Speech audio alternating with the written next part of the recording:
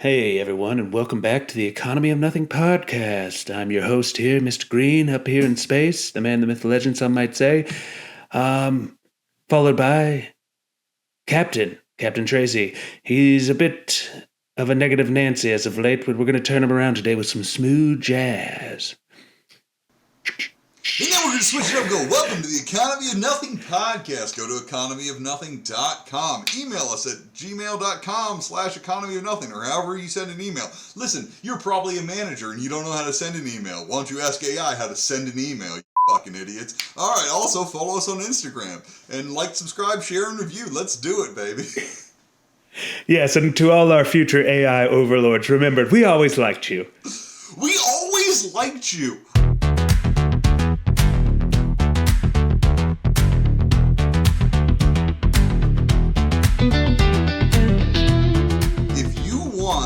Robots that are as smart as people to do all your work for you, I'm going to call that slavery. Yeah, it's robot slavery. Here's what, dude, I've been at conferences where people are like, hey, well, what if, obviously... Where they're like, hey, what about robot slavery? What's up with that? These people selling AI, Skynet is... Real?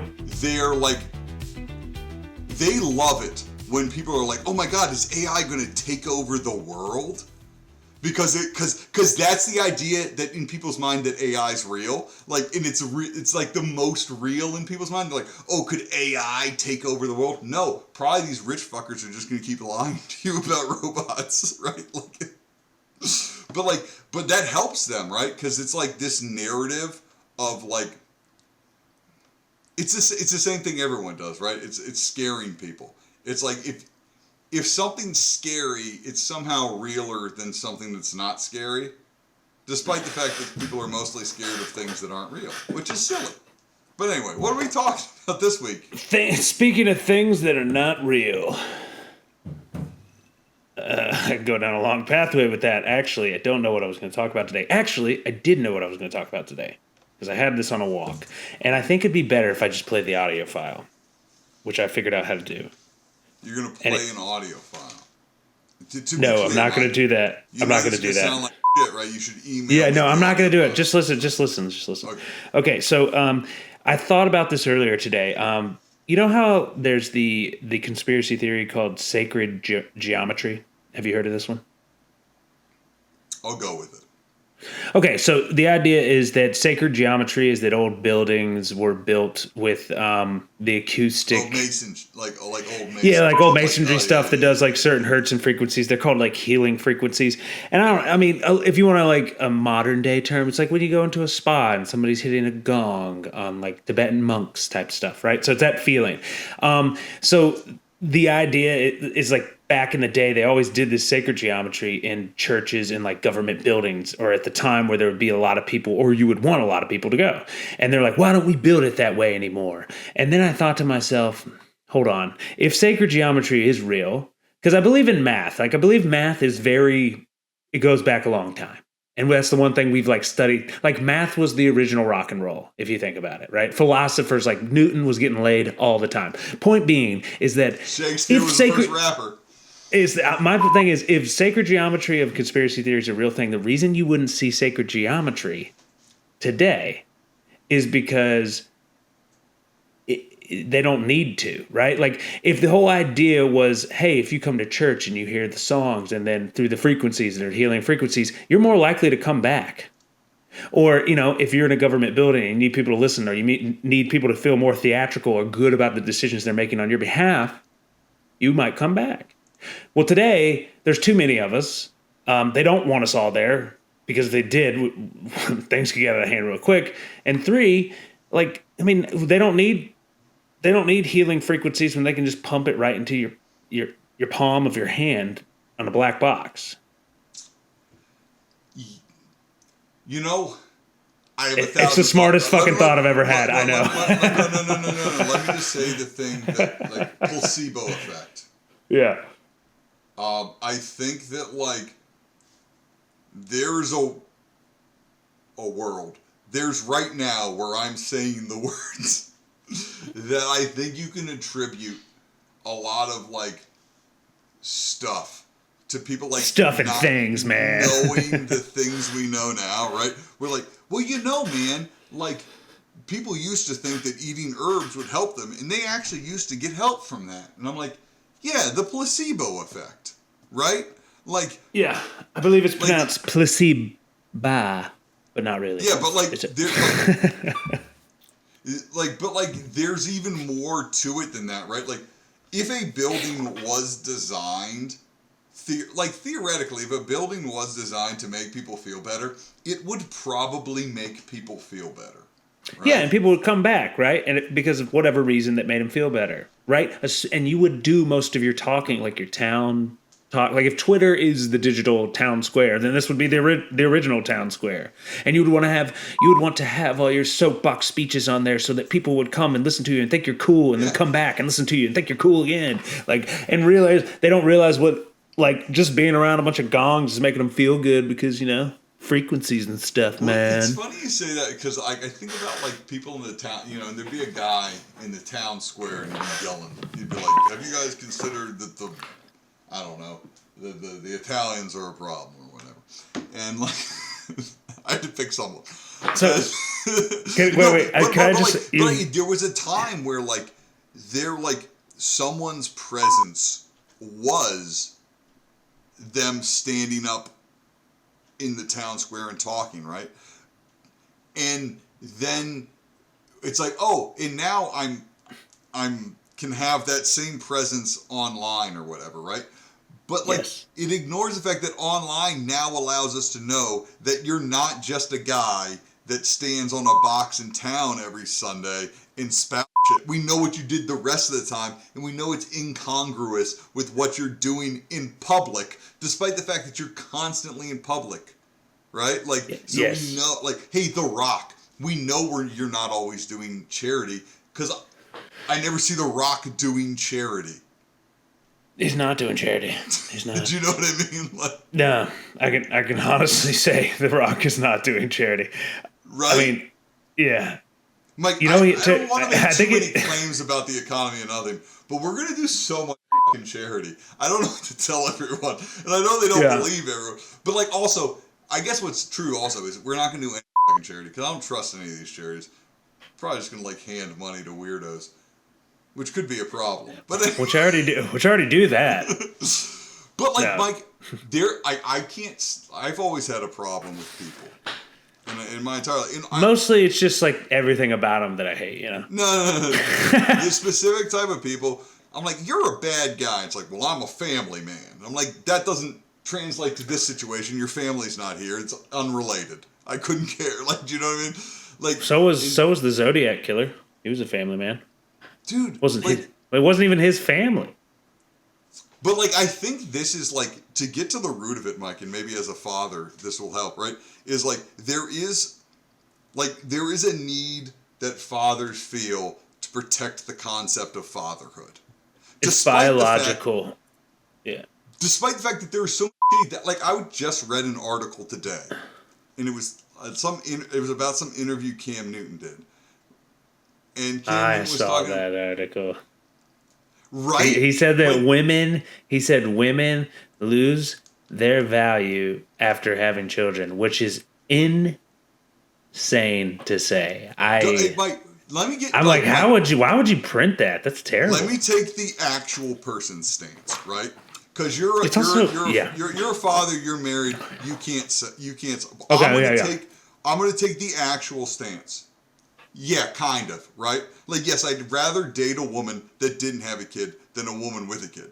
You know who doesn't get to have a decision in this conversation, doesn't get to talk? A guy that has 9 kids with 5 different women and, like, flunked out of football and now just wears weird hats. Like, you Dude, he does wear weird hats. Frankly. Like, do you know what I mean? Like, Cam Newton, you're currently the least valuable. Do you know what I'm saying? Like, you're a role model to kids and you're wearing collared shirts completely wrong. And you're wearing goofy hats and stuff inside out. It's just annoying. You also choked at the Super Bowl, dude. Like, why are you up there?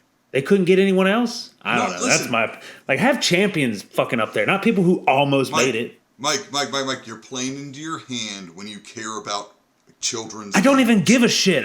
My thing is like, My problem is a man that has 9 children with 5 women is not allowed to discuss promiscuity, right? Like it's I just know. like, yeah. I'm saying it from like there's kids looking up to him, and he's setting the example that Are he's there trying. though? He like what? I mean, kid why has else ever would he seen- be up there? He has to be a draw for Because somebody. He has to middle-aged be. men are looking up to him. Oh yeah, that's right. You know what it is? You know what it is? It's you know what made this happen? It was whenever Tiger Woods got fucking all them. Yeah, Chicks and on the everyone side. well, like, shouldn't he be allowed to cheat? And I'm like, no, he shouldn't. It's like, well, women are coming up to Tiger Woods all the time, and they want to have sex with him, and like, that's what is he supposed to not? It's like, no, he's supposed to not be married. Yeah. Here's a weird thing, and here's why we do need to stop cursing on the podcast. Have we not cursed on this podcast? We've probably cursed exclusively on this podcast. I think I said so. I think I said at least 2. I think you've said a lot more than I have. But like, I think that like, Mike, I think that like a thing that you're gonna have to like, you should come to terms with, and this is weird, and I don't know how. Well, first off, why are we preaching at me? I've said Mike, that Cam was bad. Okay, no, Mike, I agree. No, Cam's because you bad. just offended all fathers, and I need to talk to you as a son of a father. Okay, if you can imagine being a son of a father?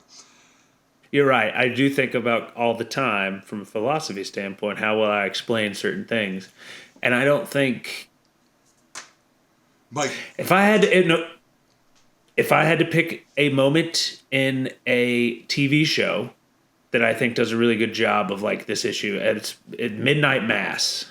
I don't know if you've ever seen it, but have you seen it? no. Okay, so I'll just give you the premise. Midnight Mass. It's about this fishing island. I've heard of it. Yeah, but no, you have to understand the reason why it's important. But the point is, a priest comes back on the island. The whole time you figure out, like, spoiler, but he's a vampire, but he doesn't know he's a vampire. Like, he releases Dracula on the island, and he's become a vampire. And then the other Dracula starts turning everybody on the island. And there's a cop who's Islam, and everybody else on the island is Christian. So there's this, like, the sheriff is Islamic who has a son who wants to go to this Christian school, and he has, like, questions and stuff because he doesn't feel that from his background of being Islam that his son is gonna like. He just wants to make sure that it's not like, hey, you have to listen to it this way. Just like it's fair, yeah, right. So he goes into town for like a student meeting while like one dude's getting sucked off by the like at the church AA thing, getting killed. He's there with everybody else in class talking about what they think is right, and the main chick that teaches the students is like obviously like the number one helper to the church. And he just keeps calling out all these fallacies that Christianity had towards his religion. And he's like, that's not true. That's not what we believe. And he tells them about how in Islam they believe that you should go out and read other religions and come back and decide for yourself, basically is the message that he says. He's like, don't just take one thing and accept it as the answer, is the thing that they teach to go out and do. And he's like, all I'm asking is that just that fair shake, you know, like don't tell them it's just, this is the way because it's the way, because I'm not okay with that, is what he's basically saying. And it's going to be a hard thing for, I think, if you're open-minded or, you know, just like, you know, not super devout as you want to be, especially in a place that seems to be totally that way. I mean, you're going to have, I think, some of the realist conversations so that they know how to kind of skirt the line without pissing everybody. Because you could totally go out and be like, no, you're fucking wrong, shit like that, and you're going to piss off everyone who's never had an original thought. And but they're going to come at you with torches. And so, like, this, I guess this is the conversation I'm trying to get you to have with your son, right? Is like, yeah, like, I think, like, I don't know, maybe it's being home or whatever, and I'm not, like, attacking my parents or anything, but the friends listening, like, I think there is, like, there's a protection of, when I hear people talk about having difficult conversations with their children, it is always very focused around them. Yeah. And how well they think they did, and how they couldn't have done better. Like, and not like anything about like their kid and like, right? Like, I don't know, right? But Yeah. like, Well, I think the ones that are, I personally don't know many that are like, I mean, they're definitely out there, but like, I think that what happens is like your flock, like birds of a feather, fly together, in the sense that there ain't no sugarcoating it. Once they get to a certain point, I think a lot of times you just want them to like calm down and go along with the plan because they can't understand until they're like a certain age. But once they start to be able to understand, which my youngest, well, my oldest is starting to understand that, and sometimes she'll be like, why, and I'll say, because that's what you do.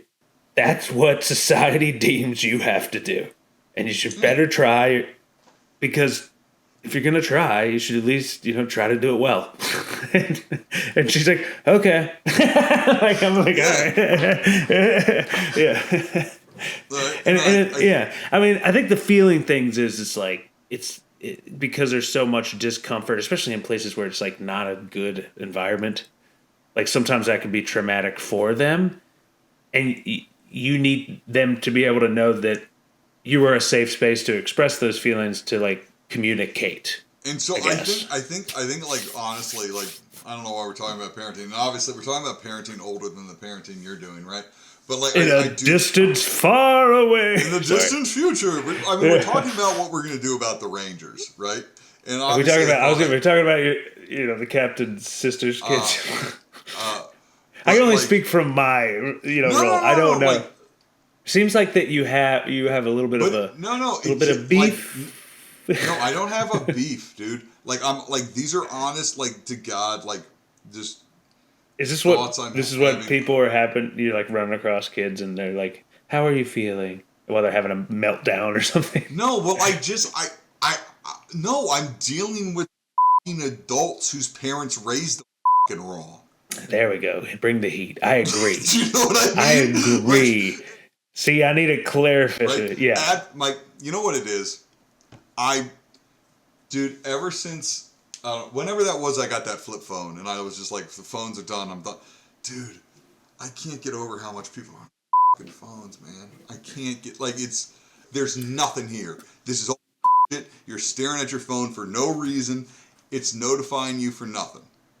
Mike, you have your hand raised. Thank you, teacher. So I have a recent experience with the phone situation that was very eye-opening.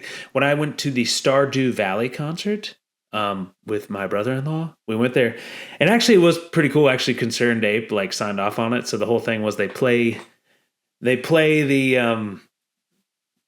music of the game and have the game Stardew Valley, a video game from like 10 years Dude, it was ago. the nerdiest thing I've ever been to in my life. Let me just be clear. It was entertaining because the music's good. I didn't realize he composed the whole thing, but the point being is there was an intermission halfway through, and the lights came on, and I'm sitting up there, and like I'm next to my brother-in-law who I bought the tickets with, and we could literally have a conversation in that moment. And instead, he decides to pull out his phone, which, I mean, don't get me wrong, Tom's known to do that, but it's just like, bro, you invited me. Like, I just talk and be like, that was cool. No, but I look around, and there's literally everyone a sea in this thing. Everybody's looking at their phone. There's half the people are standing up, like talking to each other while looking down at their phone, or people on dates while being on their phone. And I'm like, I look over at Tom and I said, dude, put your phone away. That's what they want. And he goes, it's just the society we live in. And I said, look around, dude. And he looked around, he's like, whoa. And he put his phone away. And it's like, it looks, like we're like out in public next to people, could be conversating, and we're on our phone. I've been thinking about Blowing in the Wind by Bob Dylan. There's this line, and it's like, how many times can a man look up before he sees the sky, right? And it's like, that's what they're trying to get you not to do. They don't want you looking up at the sky. Shit, they don't want you meeting someone's eye line. They want you looking down at they want me going to Harris Teeter, going to the cashier, being like, oh, that's $12.95, and looking down at my phone and Apple Paying, right? Like, they want you looking at your phone. It's not good. Like, All right, so if I had to, the economy of nothing is based off two things. It's one, it's the over time lack of trust in institutions. That's number one. Number two, it's the debasement of all currencies. As you lose trust in institutions, the only ways you can lose trust in an institution is to know that they're like doing something criminal. You understand how it works from the inside, or you just start to see that like everything's just a version of the same thing. And then when it comes to currency devaluation, it's like, well, that's with the reason we all feel it is because it just happened during COVID, and the power of money halves every 30 years. So that's all in the front of our mind. And then you have, somebody takes down our debt grade, even though we have still the best credit rating, it's still like it debased the dollars down to 72 cents. We're no longer pegged to a dollar. So if the current world reserve currency, even in the distant future, is somehow the USD, which is the US dollar, then that lack of confidence is spread throughout the system because it's the world reserve currency that feed the institutions, which lead to you questioning what is all this for, and you question it at a faster rate when Mike says when growth stops and there isn't the next thing, when there's too much time because you've been conditioned to wait for the next thing, and the next thing just comes and comes and comes. But the problem is the next thing is boring, not unoriginal, all sequels, and and prequels and trequels or whatever. Like the point being is that the old tricks ain't working, so they're pulling out the big guns, doing whatever they can for the eyeballs. But what happens after that? Right, like calamity. Yeah. So how can we do anything, right? Like obviously, like Mike. Here's a real funny thing, and I'm not going to cut this part out. So like 3 years ago, I had like a mental breakdown knowing that Donald Trump was going to win the election, right? And like, Yeah. and like, no, everyone else was like, "What are you talking about?" Like, well, you guys didn't listen to me in 2016. I listen now. We don't need to go into all this, right? And and then he won, and all this stuff's happening. Like, I don't know what to do, right? I'd like grab my gun or whatever, right? But no, like, first exclusively because I'm not gonna go by myself. What are you, crazy? And and but like since then, Mike, I have had other people say wildly similar things to me that I knew they were going to say. Like I said a while, people are going to come to different conclusions than me than making a cartoon. And I've had since then, we'll talk about it off the air, people be like, well, I can't just, I don't know what to do. I want to throw a Molotov cocktail at the White House, right? And I'm like, well, be more productive. But right, but like we're so ahead of the curve. This is the next 2.5, 3 years of our lives, right? It's just people coming to you and me and going, I just want to burn everything down, and being like, do you have a bunch of guys with you? Because I have a couple. Like we need more guys than this, right? They got drones now. I know there's not enough guys, right? There's not like there. We'll get into the Second Amendment next week. The Second Amendment special, okay? And but my thought was like, so what can we actually do, right? Because I'm like, we need to speak with our wallet. Speak with our wallets is such no shit. What we and we need to talk about this. This is why this is like in the podcast. This is what we're doing. Resist and unsubscribe. Like, no, but not from us. Yeah, you need to value your money and your time. And in the way that like I'm thinking about it, specifically in purchases, is you cannot chase the lowest price on anything that isn't as essential, right? I'm not trying to tell people to try and find better toilet paper or milk or anything like that. I'm saying anything that isn't an absolute necessity, you cannot chase the lowest price, because what they're doing is continually raising the lowest price. So if what we are doing as consumers and saying all we care about is the lowest price, they can cut back all their services, all their customer service, all this stuff, and just fight for the lowest price, which they'll constantly be raising. and you won't really be able to get, because the lowest price is mostly based on like where you live, right? We need to, with the whatever amount of money you have to play with, value something other than the value of money. You have to say, I'm willing to pay $1 more over here for this product because they have better customer service, because they'll this and that and the other thing. And that's it. And I don't that's the best. This is the most real world thing I've come closest to. Help me, Mike. Um,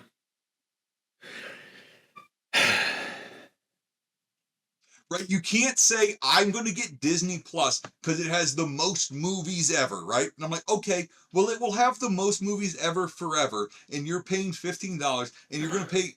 How much would that be for the rest of your life? Bearing in mind that they're not going to charge you $15. So, like, maybe spend $3 on a museum, and then just be kind of bored for a while. And go, no, but the value isn't that you get to, like, I don't know. I don't know what it is for everyone, but the value for everyone can't be the value of money, or we're fucked. Because they already fucked the value of money. You cannot hold on to the value of money. Right? Or am I right. crazy? I know I'm crazy. Like, this is the question. I Like, mean, what's the answer? the answer is just don't watch it. Just unsubscribe, suck it up, and deal with it for a little bit. Watch things change. Honestly, like everything is just hanging on by the fact that we're hitting quarter to quarter. All it's gonna take is like 2 bad quarters of like something, and the stock market's gonna tank, and that's when like shit's gonna change and get done. No. I know, Mike. Mike, what I'm trying to do right now is Just get ahead of it. the thing we both know is impossible to avoid unless somehow people listen to me. But like, do you know what I mean? Like Mike. But here's the thing, right? We could shift the money to bet. Like, if all of a sudden we all decided we hated, like, if everyone took all the money they gave to Disney every month and gave it to me, for example, like, I this is what I'm pitching to people, right? But like, For me, like, for example. for example, but like, what I'm saying is like, but then all of a sudden, because all money's stupid right now, a bunch of other money would follow. If some billionaire just gave us $1 million, Mike, all of a sudden a bunch of people would want to give us $1 million, right? So if every consumer all of a sudden decided to choose the service that was actually a good service, there's a chance that the money would follow.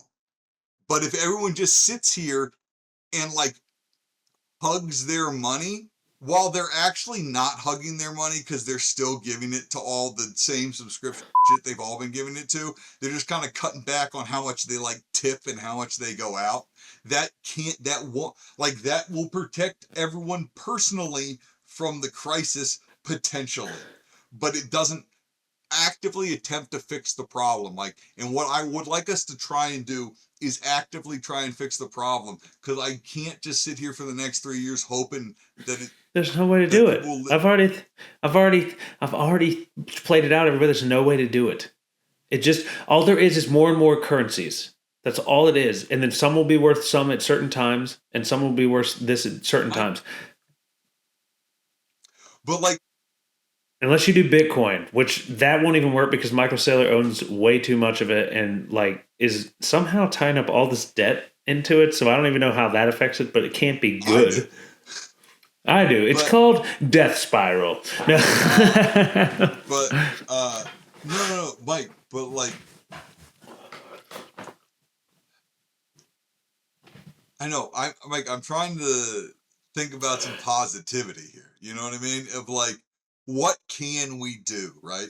And we can try something, right? Economy of nothing bucks. Have you noticed that every like restaurant now has their own currency? Like Walmart now has its own currency. Like they don't straight up call it their own currency, but it's like Walmart bucks, Amazon. This bucks. is my point. This is my point. Because people value money as money. So if someone can say, well, this is just as good as money, then people are like, well, I only value money. I'm like, no, you need to value what the money is getting you, right? And obviously, like people value like when the money gets them food and shelter, right? But people don't feel that way because the money's getting them shit food and shit shelter, right? So then they're like, let's fuck off with the rest of it. I just need to distract myself from what's happening. And what I'm trying to tell you is they are going to crush you. You will not be able to distract yourself. It will become impossible. And before it does, you should decide for yourself what your money means to you. And if your money means more money, cool, bro. Welcome to what will be the future, right? And I think that it's fine, but like the problem I think a lot of people have, Mike, and maybe it's just me, but I think a lot of people have delusions of grandeur and they think they're on the opposite side from me. But I think everyone needs to know you're a dirt grub like me. What Mike Badone is trying to say is hope is a dangerous thing. Like, hope is the weapon of the enemy. In sentence. Because hope is a thing the enemy wants you to think about the future. The enemy wants you to go, hey man, hey, listen, I know it seems bad now. Let's give it 20 years and see how it is. And then 20 years later, their son's going to be like, well, I know it seems bad now, but let's give it another 20 years, right? Like, you're kidding. It's fine. You know what my real problem, it's fine. Can everyone just admit they're a dumbass? It would make me feel better. But I'm just so sick of them saying like they're smart. I really want to help people. Do you see what I'm saying? Is any of this making any sense? Should I edit all this out? Does any of this apply? I think people, like, and I know I sound crazy, but like, Mike, I know it's not resonating with you and you think I'm fucking dumb, but I swear to God. I'm just listening. I don't have anything to add. Someone's going to hear this and go, oh, shit.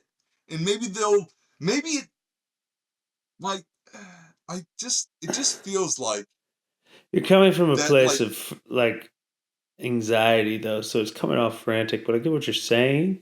all right, However, I'm trying to get you into, it's not from a place of anxiety, guys. Like, I have accepted everything, to be clear.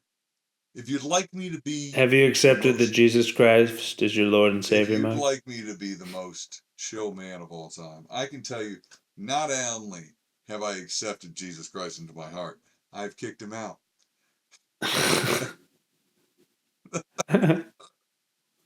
So, not only have I accepted him, but he's out of this bitch.